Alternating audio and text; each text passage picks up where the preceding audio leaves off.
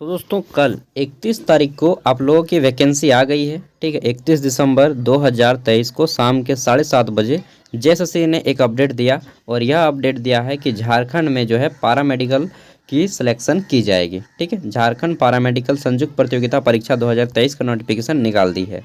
अब चलिए देखते हैं इसमें कौन कौन सी पोस्टें हैं, फॉर्म फिलअप कब से होगा, सारी कुछ सिलेबस क्या है। ठीक है, तो देखिए सबसे पहले ये जो फॉर्म है एक एक पॉइंट के ऊपर डिस्कस करेंगे, जेएसएससी के थ्रू निकाला गया है। ठीक है, चलिए आगे बात करते हैं। पॉइंट नंबर 2 में बोला गया है कि आपको इस फॉर्म को भरने के लिए फॉर्म फीस 100 रुपये देना पड़ेगा जनरल ओबीसी को और 50 रुपये एसटी एससी को। ठीक है, चलिए तीसरी बात करते हैं। तो जो ये पॉइंट नंबर 3 है यही सबसे ज़्यादा इम्पोर्टेंट है और यहाँ पे आपको सीट देखने को मिलेगा कि कहाँ पे कितनी सीटें हैं। सबसे पहले बात कर लेते हैं फार्मासिस्ट की। तो यहाँ पे टोटल 560 सीट है। बाप रे 560, जी हाँ। ठीक है, आप लोग कैटेगरी देख लीजिएगा कि किस कैटेगरी में कितनी सीटें हैं, जनरल, ईडब्ल्यूएस। ठीक है, और इस तरह से अपना BC1 BC2 ST SC सब का देख लीजिएगा।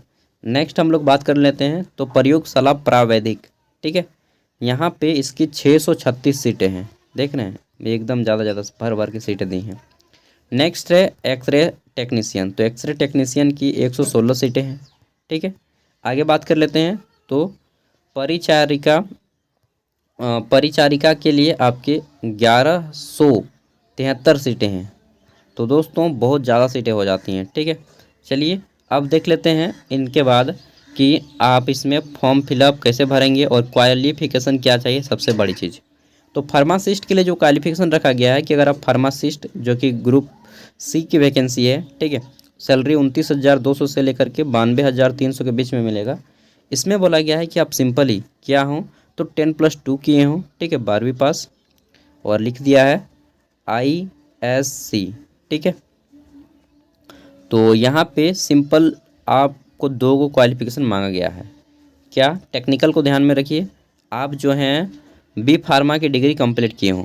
ठीक है, राज्य सरकार के फार्मेसी स्कूल रांची, पटना अथवा भारत सरकार राज्य सरकार से मान्यता प्राप्त संस्थान से डिप्लोमा इन फार्मेसी या फिर बी फार्मा, क्या डिप्लोमा इन फार्मेसी या फिर बी फार्मा की डिग्री हासिल किए हों। ठीक है, साथ में दूसरी शर्त यह है कि आप जो है झारखंड राज्य फार्मेसी से रजिस्टर्ड हों। ठीक है, झारखंड स्टेट फार्मेसी काउंसिल से आप रजिस्टर हों। राज्य फार्मेसी काउंसिल से निबंधित होना आवश्यक है। अगर आप रजिस्टर नहीं हैं तो आप यहाँ पे फॉर्म फिलअप नहीं कर पाएंगे। ठीक है, क्लियर कट खोलना है। आगे देख लेते हैं तो फिर हमारा है यहाँ पे प्रयोगशाला प्रावैधिक ग्रुप सी। ठीक है, प्रयोगशाला प्रावैधिक, इसमें भी आपका सैलरी सेम है 29,200 से लेकर के 92,300 के बीच में। और यहाँ पे देखिए आपका जो है शर्त रखा गया है कि आप झारखंड राज्य के प्रशिक्षण संस्थान यथा रिम्स रांची, ठीक है, RHCH अथवा रिम्स रांची अथवा PMCH पटना, ठीक है, अथवा PMCH पटना मतलब आपका हो गया अभी जिसको बोलते हैं क्या बोलते हैं यार, धनबाद वाला। ठीक है, फिर है DMCH दरभंगा आदि अथवा भारत सरकार अथवा राज्य सरकार से मान्यता प्राप्त संस्थान से प्रयोगशाला प्रावैधिक प्रशिक्षण उत्तीर्ण किए हों। ठीक है, और बोला गया है कि भारत सरकार के मानव संसाधन विकास मंत्रालय द्वारा मान्यता प्राप्त संस्थान से जिन्होंने मेडिकल लैब टेक्नीशियन, ठीक है, क्या है MLT DMLT ना, मेडिकल लैब टेक्नीशियन का न्यूनतम 1 वर्ष का प्रशिक्षण प्राप्त किया हो, वे भी इस प्रयोगशाला प्रावैधिक के पद को फॉर्म फिलअप कर पाएंगे। लेकिन यहाँ पे आदमी छट जाएगा कि झारखंड राज्य पैरामेडिकल काउंसिल से आपका जो है रजिस्टर होना आवश्यक है। ठीक है, तभी आप फॉर्म के लिए अप्लाई कर पाएंगे। ये हो गया, तो लैब असिस्टेंट का हो गया। आगे बढ़ते हैं, नेक्स्ट है हमारा यहाँ पे एक्सरे टेक्नीशियन। तो एक्सरे टेक्नीशियन में जो लोग फॉर्म भरना चाहते हैं उनके लिए भी वही झारखंड राज्य पैरामेडिकल काउंसिल से आप जो है रजिस्टर होने चाहिए। ठीक, फर्स्ट शर्त ये मैं यही रख देता हूँ।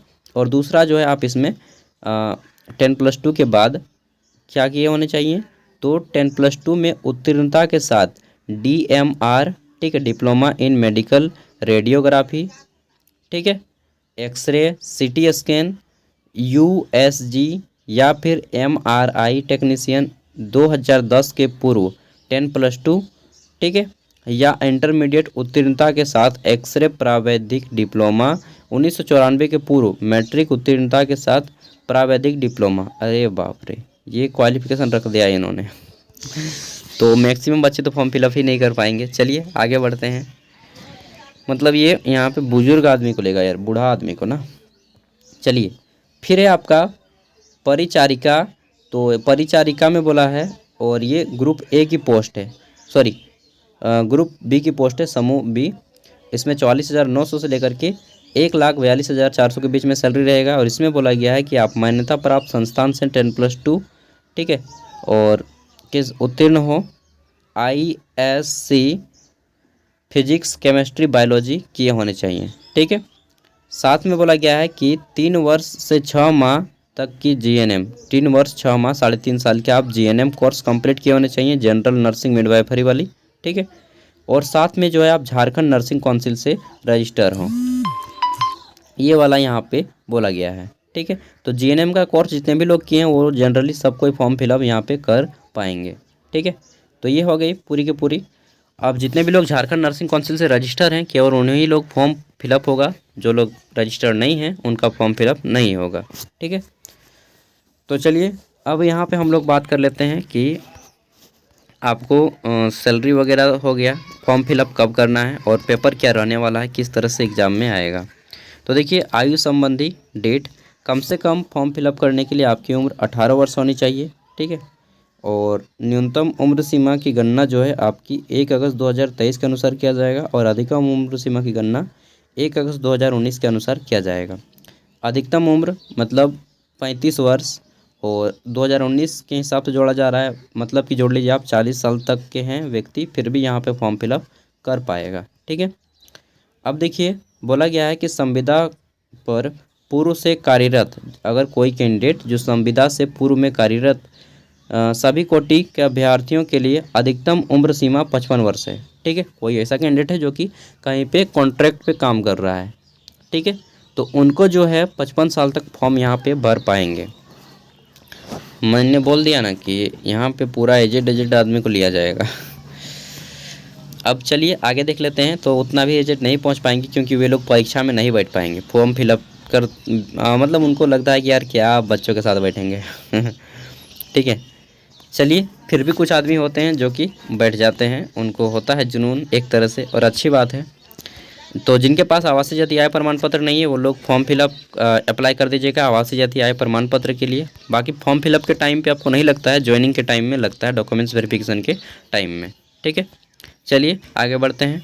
तो ऑनलाइन आवेदन भरने के लिए महत्वपूर्ण दिशा निर्देश यहाँ पे दिया गया है कुछ कि कब से कब तक फॉर्म भरा जाएगा, चलिए जानते हैं, ठीक है।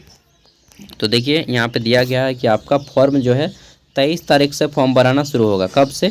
23 जनवरी से फॉर्म फिलअप शुरू होगा और 22 फरवरी तक आप फॉर्म फिलअप कर पाएंगे, ठीक है। तो फॉर्म फीस मैंने बता ही दिया सब कुछ। अब हम लोग देख लेते हैं कि परीक्षा का स्वरूप क्या होगा। तो दोस्तों आपका एग्ज़ाम जो है बोला गया है या तो OMR लिया जाएगा या फिर कंप्यूटर आधारित ली जाएगी, या तो ऑनलाइन होगा या फिर ऑफलाइन। तो जनरली आपका जो है एग्ज़ाम ऑनलाइन ही होता है, इन सब में CBT होता है, कंप्यूटर बेस्ड टेस्ट, क्योंकि आदमी बहुत कम होते हैं, ठीक है। अगर कैंडिडेट की संख्या बहुत ज़्यादा होती है तब जा कर के आपको जो है यहाँ पे ऑफलाइन एग्ज़ाम होता है। जैसे CGL में देख रहे हैं 6.5 लाख फॉर्म भर दिया। अब JSSC को एग्ज़ाम लेते बाप बोल रहा है क्योंकि उतना कैंडिडेट के इनके पास सिस्टम नहीं है, कंप्यूटर नहीं है। आपके पास ज़्यादा से ज़्यादा आदमी यहाँ पे कितना भरेगा? मैक्सिमम बता रहा हूँ 1,50,000 से ज़्यादा फॉर्म नहीं आएगा, ठीक है। और इतना अगर फॉर्म आता है तो इन लोग इजीली एग्ज़ाम कंडक्ट करवा लेंगे, ठीक है। बाकी देख लेते हैं। तो आपका जो एग्ज़ाम रहेगा वो है परीक्षा एक चरण में ली जाएगी, सिंपल एक 1 स्टेप में लिया जाएगा। और बोला गया है कि परीक्षा में सभी प्रकार के वस्तुनिष्ठ एवं बहुविकल्पीय उत्तर रहेंगे ऑब्जेक्टिव टाइप के। लिखित परीक्षा में प्रत्येक सही उत्तर के लिए 1 अंक उत्तर काटे जाएंगे, प्रदान किए जाएंगे।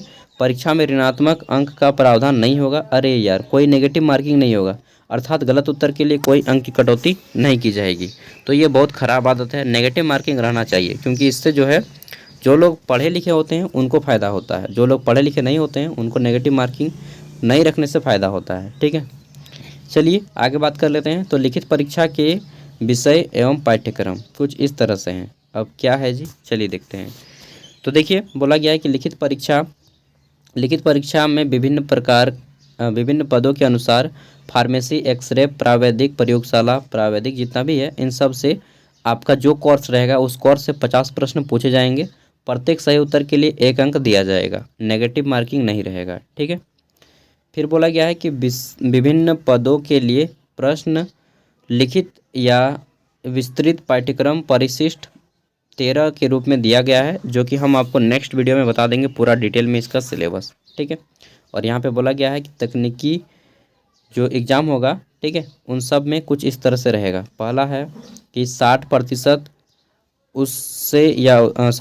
या उससे ऊपर अथवा समकक्ष ग्रेड को 10 अंक दिया जाएगा। ठीक है, 60 से 45 जो लाएंगे उसको आपको 7 अंक मिलेंगे, और 45 से जो कम आएंगे उसको 5 अंक मिलेंगे। ठीक है, जो आपने ट्रेनिंग किया है प्रशिक्षण प्राप्ति के लिए दे अंक। फिर आपका यहाँ पे शैक्षणिक योग्यता के आधार पर आपको मार्क्स दिए जाएंगे। जैसे अगर आपने मैट्रिक में 60% से ज़्यादा मार्क्स लाए हैं तो आपको 20 मार्क्स मिलेंगे। 60% से कम मार्क्स लाए हैं से 45% तक तो 15, और उससे भी कम 45 है, ठीक है, या तो आपको जो है 10 मार्क्स मिलेंगे। इंटरमीडिएट का भी सेम उसी तरह से है। तो जो लोग यहाँ पे हाई रैंक लाए हैं सबको 70%, 80%, तो उनका सिलेक्शन जल्दी होगा। ठीक है, और झारखंड राज्य के सरकारी अस्पतालों में संविदा कार्य अनुभव के लिए दे अंक 50। अगर आपने झारखंड राज्य के सरकारी अस्पतालों में संविदा के रूप में कार्य किया है कॉन्ट्रैक्ट के रूप में, तो आपको जो है 50 अंक दिया जाएगा। ठीक है, 50 अंक दिया जाएगा, ये चीज़ ध्यान रखिएगा। 5 अंक पूर्ण वर्ष, लेकिन यहाँ पे बोला गया है कि 5 अंक जो है प्रति पूर्ण वर्ष की दर से दे होगा। अगर आपने 1 साल काम किया तो 5 अंक, 2 साल काम किया है तो 10 अंक, इस तरह से 10 साल काम किया है तो आपको 50 अंक मिलेंगे। ठीक है, अब मुख्य परीक्षा के आधार पर मेगा सूची को तैयार किया जाएगा। मेन जो एग्ज़ाम होगा सब को जोड़ के तैयार किया जाएगा। तो बस अभी फ़िलहाल के इतना ही। मैं इसको डिटेल में सिलेबस बनाऊँगा, और फॉर्म फिलअप 23 तारीख से शुरू हो जाएगा। तो अगर आपका कोई दोस्त हो जो कि इस प्रकार की क्वालिफिकेशन रखता है तो उन तक वीडियो को शेयर कर दीजिएगा। थैंक यू, बाय, मिलते हैं अगले वीडियो में। इसका पूरा का पूरा PDF मैं वीडियो का डिस्क्रिप्शन में दे रहा हूँ, आप चाहे तो उसे डाउनलोड करके रख सकते हैं फॉर्म फिलअप अगर आपको करना है तो। ठीक है, थैंक यू।